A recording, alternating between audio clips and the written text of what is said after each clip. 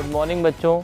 जैसा कि पिछले वीडियो और लेक्चर में मैंने आपको इंट्रोडक्शन दिया था और बताया था कि केमिकल रिएक्शंस होती क्यों हैं, एटम्स आपस में रिएक्शन क्यों करते हैं, तो उसी कड़ी में आगे बढ़ते हुए आज हम लोग सिखाने वाले हैं आपको कि बैलेंस केमिकल इक्वेशन क्या होती है। हमने बताया था आपसे कि मैं अगले वीडियो में बैलेंस इक्वेशन के बारे में बताऊंगा। देखो बैलेंस इक्वेशन क्या है। बैलेंस इक्वेशंस वो इक्वेशंस होती हैं जिनमें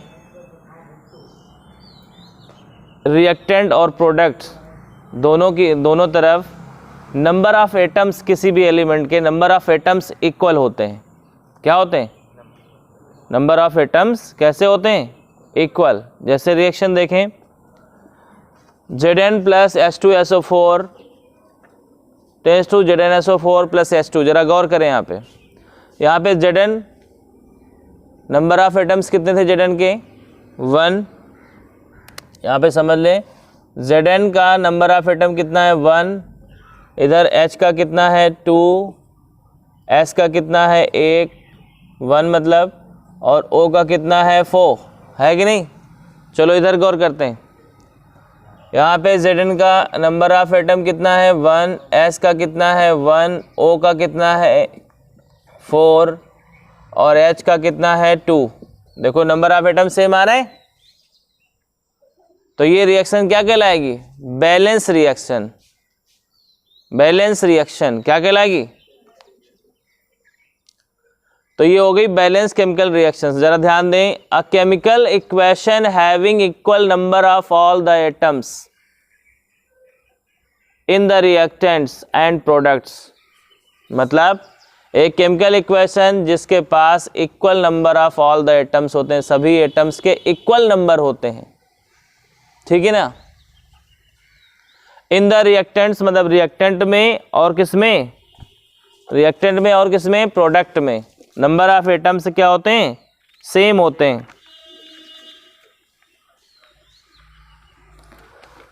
तो देखिए जरा, ऐसी रिएक्शंस का नाम हम लोग क्या देते हैं? संतुलित रासायनिक समीकरण। क्या नाम देते हैं? संतुलित रासायनिक समीकरण या बैलेंस केमिकल इक्वेशन, ठीक है। तो भाई ये आपको डेफिनेशन याद रखना है, एग्जाम्पल के तौर पे याद रखना, और बहुत सारे एग्जाम्पल बना सकते हो। देखो कैसे, जैसे अभी मैं यहाँ पे लिख रहा हूँ, मैंने लिखा CaO plus H2O tends to CaOH का होल ट्वाइस प्लस ऊर्जा। अब ऊर्जा तो कोई एटम है नहीं। देखो Ca के कितने एटम है यहाँ पे? 1। O का कितना हो गया? O का 1, O इधर है, 1 O इधर हो है, कितने हो गए O के? देखो Ca कितना हो गया? 1।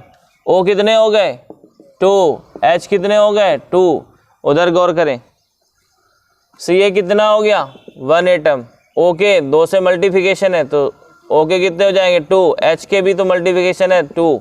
देखो आ रहा है इक्वल। तो ये केमिकल रिएक्शन कैसी है? बैलेंस है, संतुलित रासायनिक समीकरण है। कैसा है? संतुलित रासायनिक समीकरण, केमिकल बैलेंस केमिकल इक्वेशन। अब क्वेश्चन आया कि बैलेंसिंग क्या होता है, बैलेंसिंग ऑफ केमिकल इक्वेशन क्या होता है। तो देखिए ये एक ऐसी प्रोसेस होती है जिस प्रोसेस के द्वारा हम लोग क्या करते हैं, किसी भी केमिकल इक्वेशन के सभी एटम्स की संख्या को रिएक्टेंट और प्रोडक्ट में क्या करते हैं? इक्वल करते हैं। बताइए बैलेंसिंग क्या होता है? एक प्रकार की ये प्रोसेस है, एक प्रकार की प्रक्रिया है जिसमें हम क्या करते हैं, रिएक्टेंट में पाए जाने वाले सभी एलिमेंट्स के एटम्स का नंबर, प्रोडक्ट में पाए जाने वाले सभी एटम्स के, सभी एलिमेंट्स के एटम्स का नंबर सेम करते हैं, ठीक है। जैसे इक्वेशन देखें, H2 plus Cl2 tends to क्या आया? HCl। अब जरा गौर करो, हाइड्रोजन कितने हैं? 2। Cl कितने हैं? दोनों में 2 कॉमन है ना, तो क्या करना चाहिए यहाँ पे? 2 आगे लगाना चाहिए। तो देखिए ये केमिकल इक्वेशन बैलेंस नहीं थी, क्योंकि यहाँ पे H 2 थे, Cl 2 थे, और यहाँ पे क्या हो गया? H 1 है और Cl 1 है। क्या बैलेंस है? तो बैलेंस करने के लिए इसमें 2 से मल्टीप्लिकेशन कर दिया गया। जब 2 का आगे मल्टीप्लिकेशन करेंगे तो 2HCl बन जाएगा, और 2HCl जो है वो क्या है, बैलेंस इक्वेशन हो गई। अब देख लो 2H भी हैं 2Cl भी हैं, तो बैलेंस इक्वेशन हो गई। इसी कड़ी में आगे बढ़ते हैं, types of chemical reactions. Chemical reactions कितने टाइप की होती हैं? तो देखते हैं भाई केमिकल रिएक्शंस क्या होती हैं। ये प्रोसेस बेटा पहले समझ में आया, बैलेंसिंग ऑफ केमिकल इक्वेशंस, एक बार देख लें इसको। The process of balancing and unbalance equation, एक अनबैलेंस इक्वेशन को बैलेंस करने की प्रोसेस को इज कॉल्ड, मतलब कहलाती है, क्या कहलाती है, बैलेंसिंग ऑफ केमिकल इक्वेशन, मतलब केमिकल इक्वेशन को बैलेंस करना कहलाता है। नहीं समझे? एक अनबैलेंस केमिकल इक्वेशन को बैलेंस करना क्या कहलाता है, बैलेंसिंग ऑफ केमिकल इक्वेशन कहलाता है। अब देखते हैं टाइप्स ऑफ केमिकल इक्वेशन। तो पहला है कॉम्बिनेशन रिएक्शन, जिसको संयोजन या योगात्मक अभिक्रिया कहते हैं। ठीक है, इसमें क्या होता है, रिएक्टेंट में जितने भी एलिमेंट होते हैं वो आपस में जुड़ जाते हैं। क्या हो जाता है, रिएक्टेंट में जितने एलिमेंट होते हैं वो क्या करते हैं, आपस में जुड़ जाते हैं। क्या लिखेंगे, in combination reaction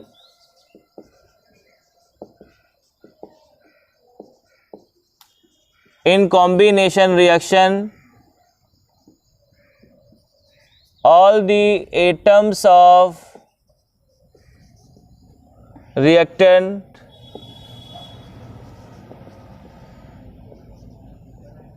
combine with each other,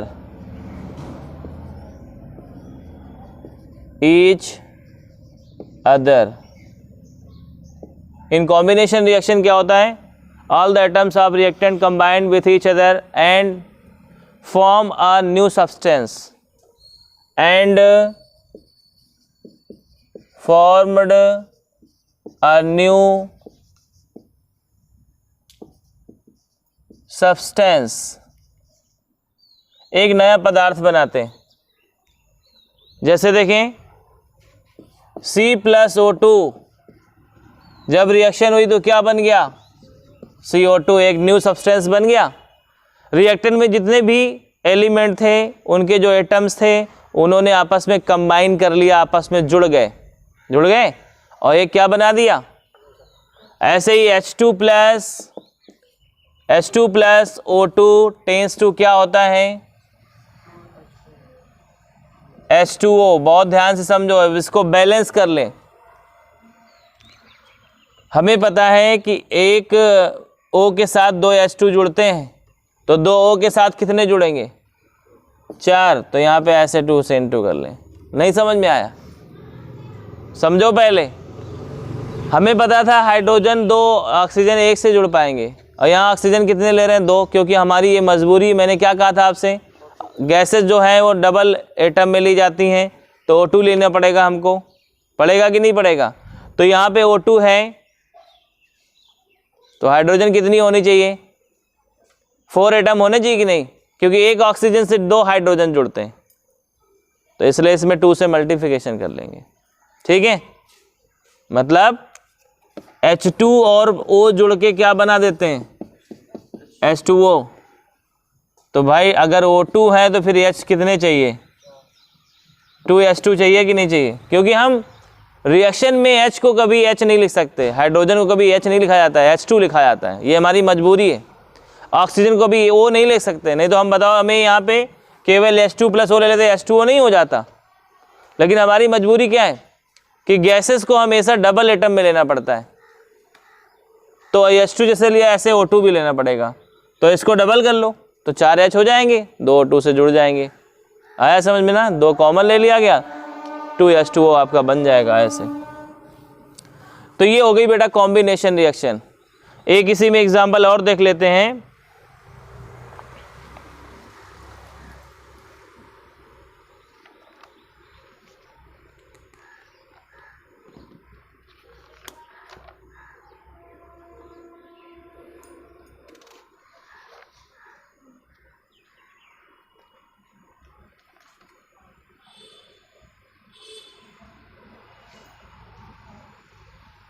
जैसे रिएक्शन देखें, लिखा है NH3 में HCl मिला दिया गया। अमोनिया गैस में हाइड्रोक्लोरिक एसिड मिलाया गया। जब अमोनिया गैस में हाइड्रोक्लोरिक एसिड मिलाओगे तो जानते हो क्या बन जाएगा? Ammonium chloride NH4Cl। ये H देखो सीधा जुड़ गया, ऐसे NH4 हो गया और Cl पूरा पूरा जोड़ दिया गया। ऐसी रिएक्शन को हम लोग क्या नाम देते हैं? Combination reaction. कॉम्बिनेशन मतलब रिएक्टेंट में जितने भी एलिमेंट या जितने भी कंपाउंड होते हैं वो सब आपस में क्या हो जाते हैं? सीधा जुड़ जाते हैं, आपस में कंबाइन हो जाते हैं। ठीक है, तो ऐसी रिएक्शन को क्या बोलते हैं? Combination reaction. अब आते हैं decomposition reaction.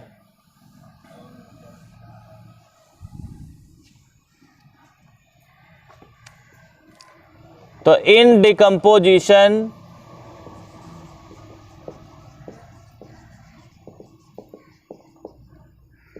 Reaction, decomposition reaction में देखो क्या होता है बेटा,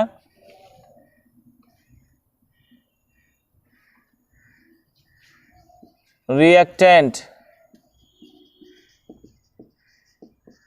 मतलब वन रिएक्टेंट इसमें होता है। One reactant decomposes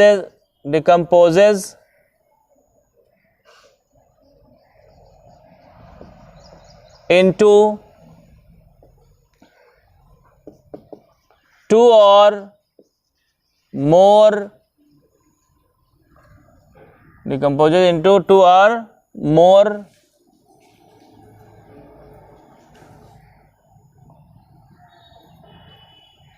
products। इधर देखो, डिकम्पोजिशन रिएक्शन क्या होता है? वियोजन अभिक्रिया। वियोजन से देखो साफ साफ समझ में आ रहा है, वियोजन मतलब होता है टूटना। यहाँ पे क्या होगा? रिएक्टेंट एक होगा और वो दो या दो से अधिक हिस्सों में टूट जाएगा। समझ में आया? तो ऐसी रिएक्शन को क्या बोलते हैं? Decomposition reaction. मतलब चूंकि इसमें कोई एक चीज दो या दो से अधिक पार्ट में डिवाइड हो रही है, बट रही है, इसलिए इसको कहते हैं डिकम्पोजिशन रिएक्शन या वियोजन अभिक्रिया। क्या कहते हैं? वियोजन अभिक्रिया। जैसे एग्जांपल देखें,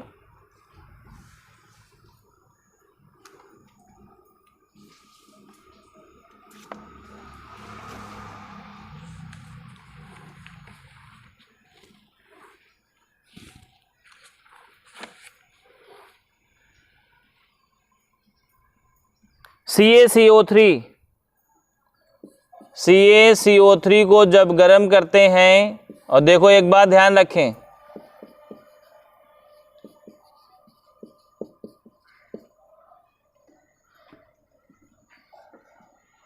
इनको जब हीट दी जाती, हीटेड, तो क्या होता है? CaO बनता है प्लस CO2 गैस निकल जाती।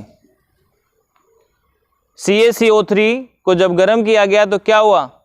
गर्म करने का निशान आप यहाँ पे डेल्टा भी लिख सकते हैं। डेल्टा का मतलब होता है हीट दी गई। ठीक है, तो एक बात पहले मैं बताना चाहूंगा डिकम्पोजिशन रिएक्शन से पहले, कि रिएक्शन टू टाइप्स की होती हैं। पहली होती है ऊष्मा शोषी अभिक्रियाएं। ऊष्मा शोषी अभिक्रियाएं मतलब इंडोथर्मिक रिएक्शंस इसको बोलते हैं। क्या बोलते हैं?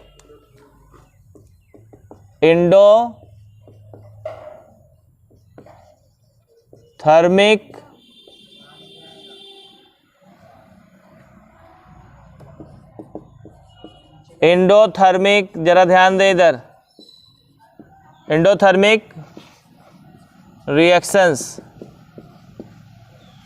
ठीक है, और होती है एक्सोथर्मिक रिएक्शंस।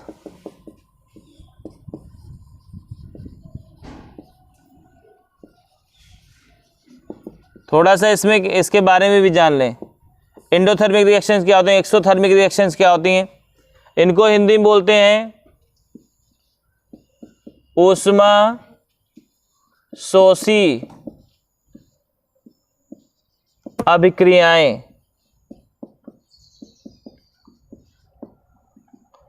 एक्सोथर्मिक को बोलते हैं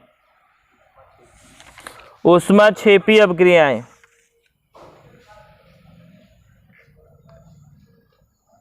ऊष्माक्षेपी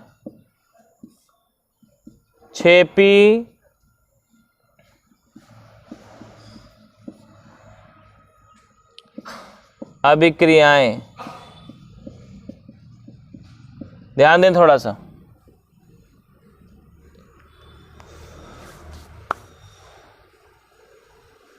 ये क्यों बता रहे हैं, उसका रीजन है, बताइए। जिस समय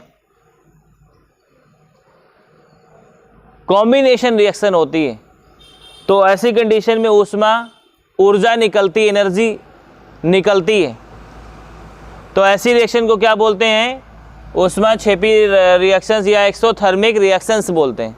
क्या बोलते हैं? अगर आपसे कोई पूछे एक्सोथर्मिक रिएक्शंस क्या होती हैं तो लिखेंगे these are those chemical reactions in which energy is released. क्या कहेंगे? These are those chemical equations या reactions, these are those chemical reactions in which energy is released. इसी में हिंदी में अगर बात करें तो क्या कहेंगे? ऊष्माक्षेपी अभिक्रियाएं वे रासायनिक अभिक्रियाएं होती हैं जिनमें ऊष्मा क्या होता है, जिनमें अभिक्रिया के परिणाम स्वरूप बहुत अधिक मात्रा में ऊष्मा उत्पन्न होती है या ऊष्मा निकलती है। समझे ना? एक बार दोबारा समझें। ऊष्माक्षेपी या एक्सोथर्मिक रिएक्शंस क्या होती हैं? पहले हिंदी में जाने। वे रासायनिक अभिक्रियाएं जिनके परिणाम स्वरूप क्या होता है, बहुत अधिक मात्रा में ऊर्जा या ऊष्मा निकलती है या उत्पन्न होती है, क्या कहलाती हैं? ऊष्माक्षेपी अभिक्रियाएं कहलाती हैं। क्या कहलाती? और याद रखो कॉम्बिनेशन रिएक्शंस जो होती हैं, जितनी भी होती हैं, उनमें ऊष्मा का मतलब ऊष्मा उसमें निकलती है, ऊष्मा निकलती है उसमें। जैसे अगर आप ये एग्जांपल लेना चाहें CaO प्लस H2O, तो आप देखते थे ये दोनों जुड़ के क्या बनाते थे, CaOH का होल ट्वाइस बनाते थे और बहुत अधिक क्या निकलती थी, ऊर्जा निकलती थी। वही बात एंडोथर्मिक की बात करते हैं, ऊष्मा शोषी रिएक्शंस की बात करते हैं। तो देखो बेटा, किसी भी कंपाउंड को तोड़ने के लिए ऊर्जा देनी पड़ती है रिएक्शन को। जैसे आपने देखा CaCO3 को गर्म किया गया, गर्म करने का मतलब क्या हुआ, गर्म कैसे किया जाता है, ऊर्जा इसको दी जाती है। ये ऊर्जा लेगा, इसके बाद क्या बनाएगा, ये टूटेगा CaO में और CO2 में। तो मैं आपसे ये बताना चाहता हूं कि जो वियोजन अभिक्रियाएं होती हैं अर्थात डिकम्पोजिशन रिएक्शंस होती हैं, वो कैसी रिएक्शंस होती हैं, ऊष्मा शोषी रिएक्शंस होती हैं। ऊष्मा शोषी मतलब एंडोथर्मिक रिएक्शंस होती हैं। समझ में आया? तो मेरे ख्याल से दोनों रिएक्शंस के बारे में आ गया होगा आपको समझ में। बताएं, ऊष्मा शोषी अभिक्रियाएं क्या होती हैं? वे रासायनिक अभिक्रियाएं जिनमें ऊष्मा का क्या होता है, शोषण होता है, इसके बाद ही क्या होता है, ये जो आपका कंपाउंड है दो या दो से अधिक कंपाउंडों में टूट जाता है। जैसे ये टूटा, देखो यहाँ पे टूटा। ऐसी रिएक्शंस कब होती हैं, जब आप एनर्जी इनको देते हैं। अब आ गई बात एक्सोथर्मिक रिएक्शंस क्या होती हैं।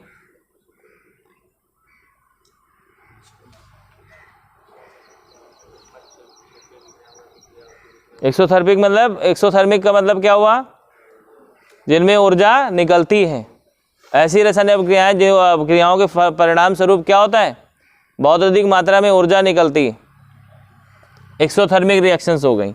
जैसे CaO plus H2O tends to CaOH का होल ट्वाइस प्लस ऊर्जा। ठीक है, ऊर्जा को एनर्जी बोलते हैं। जरा ध्यान दें अब। तो हम लोग पढ़ रहे थे डिकम्पोजिशन रिएक्शन। तो हमने आपको बताया डिकम्पोजिशन रिएक्शन कैसी रिएक्शंस होती हैं, एक्सोथर्मिक की एंडोथर्मिक, एंडोथर्मिक रिएक्शंस, क्योंकि इनको ऊर्जा देनी पड़ती, इनमें उत्पन्न नहीं होती, देनी पड़ती तब रिएक्शन होती, तब ये टूटते हैं। ठीक है। कॉम्बिनेशन रिएक्शन कैसी रिएक्शंस होती हैं, एक्सोथर्मिक, उनमें ऊर्जा निकलती है। अब जरा गौर करें, तीसरा आ गया डिस्प्लेसमेंट रिएक्शन। अब मेरी बात ध्यान से सुने, डिस्प्लेसमेंट रिएक्शन कब होती हैं और क्यों होती हैं, और डिस्प्लेसमेंट रिएक्शन है क्या, वो सारी जानकारी होनी चाहिए। देखिए आजकल ये क्या है कि मतलब जो मेटल्स हैं, मेटल समझते हो, धातुएं, तो उसमें कुछ मेटल ज़्यादा एक्टिव होती हैं, कुछ मेटल कम एक्टिव होती हैं। तो जो मेटल ज़्यादा एक्टिव होती है वो कम एक्टिव मेटल को उसके साल्ट के सॉल्यूशन से उसको अलग कर देता है। नहीं समझे मेरी बात, फिर समझे मैं क्या कह रहा हूँ। जो मतलब मेटल दो तरह की होती हैं, एक रिएक्टिव मेटल्स, मतलब ज़्यादा रिएक्टिव मेटल्स, ज़्यादा रिएक्टिव मतलब ज़्यादा क्रियाशील धातु में, और एक कम रिएक्टिव मेटल मतलब कम क्रियाशील धातु में। जैसे एग्जांपल एक देते हैं तुमको, ध्यान दो जरा। जैसे लिखा है Zn प्लस H2SO4,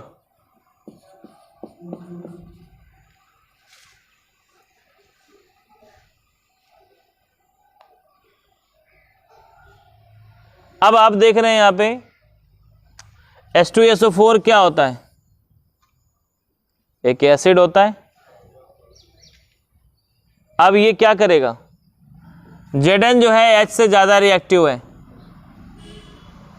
तो क्या करेगा Zn, H को लात मार के खिसका देगा और क्या बना देगा, ZnSO4 प्लस H2 बेचारा अलग होगा हाथ पैर जोड़ करके। नहीं समझ में आया। तो कहने का मतलब ये कि डिस्प्लेसमेंट रिएक्शन क्या होती है, ऐसी केमिकल रिएक्शंस जिनमें अधिक क्रियाशील मेटल, मतलब more reactive metal less reactive metal को उसके साल्ट के सॉल्यूशन से अलग कर देता है। समझ में आया, और उसकी जगह खुद ले लेता है। जैसे एग्जांपल में देखो, Zn ने H2SO4 के साथ जब रिएक्शन किया, Zn ज़्यादा क्रियाशील था, इसने क्या किया, हाइड्रोजन को लात मार दी, हाइड्रोजन बेचारा भाग के खड़ा हो गया अलग और अपना जाके उसके साथ शादी कर ली, मतलब उसके साथ रहने लगा SO4 के साथ। नहीं समझे, तो क्या बन गया, ZnSO4 और H2 बेचारा अलग हो गया। तो इसकी डिफिनीशन कैसे देंगे,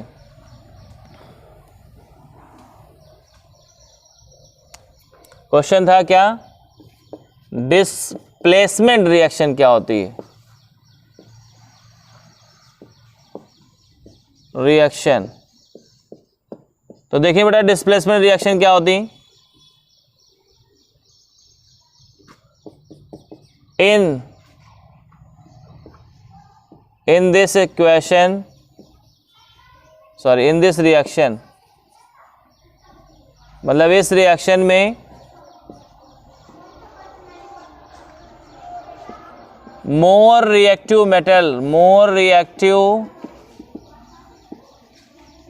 metal displaces less reactive metal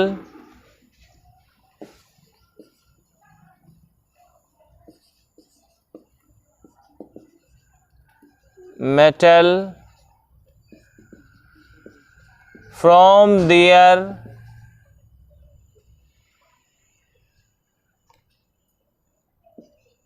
salt solution। देखो, in this reaction more reactive metal displaces less reactive metal from their solution, salt solution। अब जरा देखें कैसे रिएक्शन, आप एक देख लें।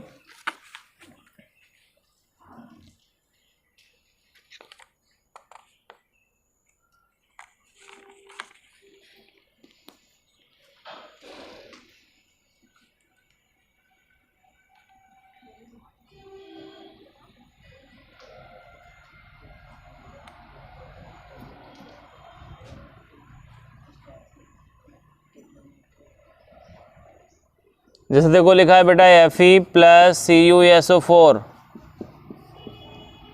ठीक है, Fe प्लस CuSO4। देखो आयरन इतना ज़्यादा रिएक्टिव मेटल होती है कि तुम देखते हो कि आयरन में क्या होता है, आयरन को खुला छोड़ दो, अचानक से मॉइस्चर मिल गया, ऑक्सीजन मिल गई, तुरंत उसमें जंग लग जाती है, रोस्टिंग हो जाता है, उसका रस्टिंग होता है, उसमें जंग लगता है कि नहीं लगता। कभी ये आयरन का जो कलर है वास्तव में दूधिया कलर होता है, दूध के आकार का होता है, एकदम मतलब दूध के आकार नहीं, दूध के कलर का होता है, वाइट बिल्कुल। और क्या आपको कभी आयरन वाइट मिलता है?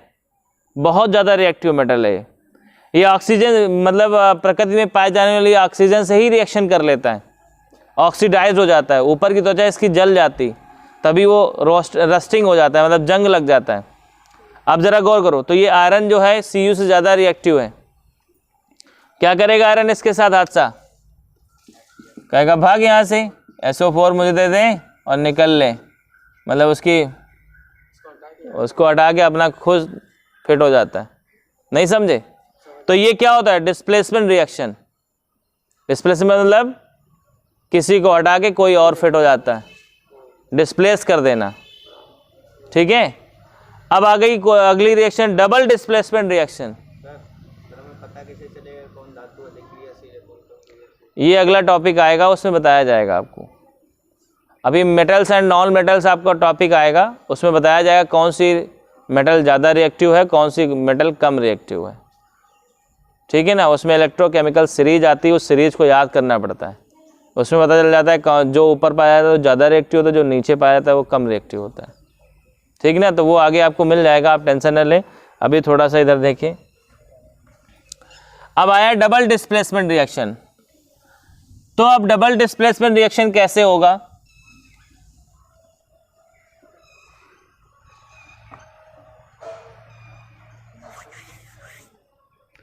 देखिए भाई, इसमें क्या है, ध्यान दें जरा। डबल डिस्प्लेसमेंट रिएक्शन पहले ओरली आपको समझाते हैं। इसमें दो प्रकार के कंपाउंड होंगे रिएक्टेंट में। दो प्रकार के क्या होंगे? कंपाउंड। अब कंपाउंड में जैसे एक रिएक्शन लेके तब आपको समझा रहे हैं, देखते हैं जरा।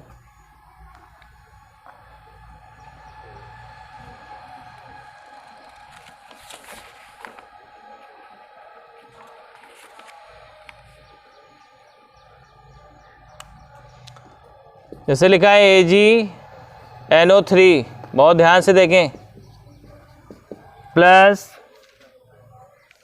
NaCl।